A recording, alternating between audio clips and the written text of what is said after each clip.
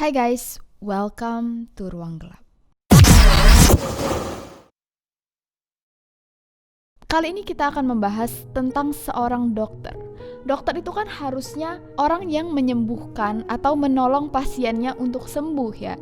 Tapi this time, ini dokter itu dipanggil sebagai Dr. Death atau dokter kematian. Karena siapapun yang diobati oleh si dokter akan mengalami kecacatan atau meninggal. Inilah kisah Christopher Dunst, Dr. Death.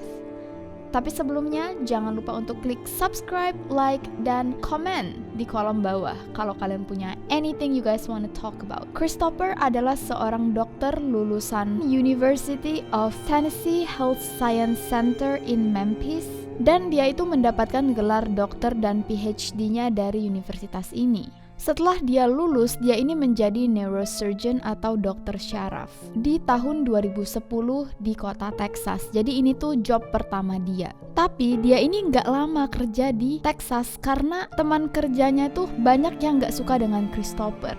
Menurut mereka dia ini terlalu arogan dan juga kayak bukan seorang teman kerja yang baik. Tapi puncaknya itu saat ada seorang pasien yang bernama Kelly Martin yang dioperasi oleh Christopher, namun entah kenapa Kelly ini meninggal dunia karena Christopher itu nggak sengaja memotong arteri atau pembuluh nadi di belakang leher Kelly, sehingga Kelly ini kehilangan darah secara tiba-tiba dalam jumlah yang banyak dan meninggal dunia karena shock. Sejak saat itu Christopher ini segera disuruh untuk mengundurkan diri. Christopher ini pindah ke Dallas dan bekerja di salah satu rumah sakit di Dallas. Tapi baru bekerja selama seminggu, dia ini segera diberhentikan karena seorang pasien yang dia operasi bernama Floella Brown itu meninggal dunia. Floella ini meninggal karena salah satu syaraf di belakang punggungnya juga nggak sengaja kepotong. Jadi dia mengalami stroke dan segera meninggal dunia. Juga ada satu pasien bernama Mary Efford yang mengalami cacat permanen setelah dia dioperasi. Karena hal inilah, rumah sakit Dallas segera memberhentikan Christopher. Enggak berhenti mengurungkan niatnya menjadi seorang dokter, Christopher pindah ke klinik lain.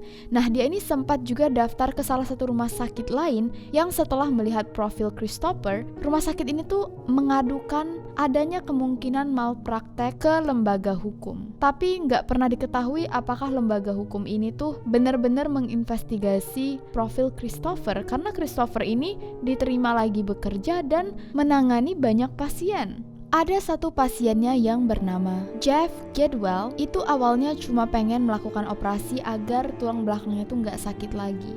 Tapi ternyata setelah dia dioperasi, dia itu lumpuh di bagian kiri dan juga kehilangan salah satu pita suaranya.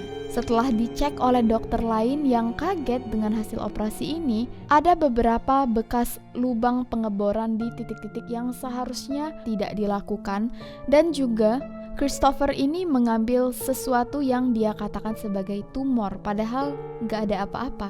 Tidak lama kemudian Christopher juga ditangkap oleh polisi karena dia mengemudi dalam keadaan mabuk, memanjat pagar rumah adik dari mantan pacarnya tanpa izin, dan setelahnya dia juga sempat maling sebuah merchandise seharga $800, berarti hampir 10 juta ya. Dari semua pasiennya yang berjumlah 37 orang, 33 orang mengalami kecacatan permanen dan 2-nya lagi meninggal. Yang setelahnya para korban yang mengalami kecacatan ini mengadukan dan melaporkan Christopher sebagai dugaan dokter yang melakukan malpraktek. Bisa dibayangkan ya, orang datang untuk berobat malah jadinya cacat, yang cacatnya tuh juga bukan yang cuman cacat kecil, tapi paralyzed half body, bahkan kehilangan pita suara, ada yang gak bisa gerak sama sekali karena dia nggak tahu dia potong syaraf apa aja itu. Ini dokter kalau disebut Dr. Death emang bener sih, kayak he deserved it.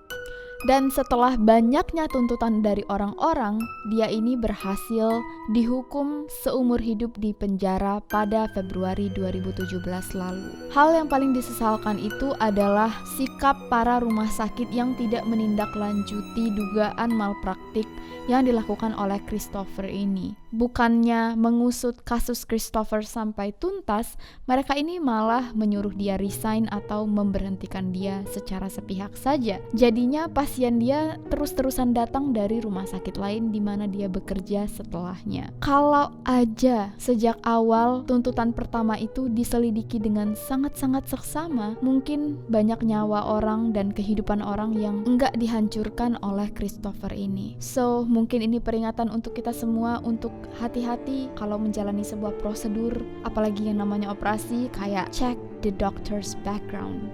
See you guys on the next episode. Stay safe and stay alive.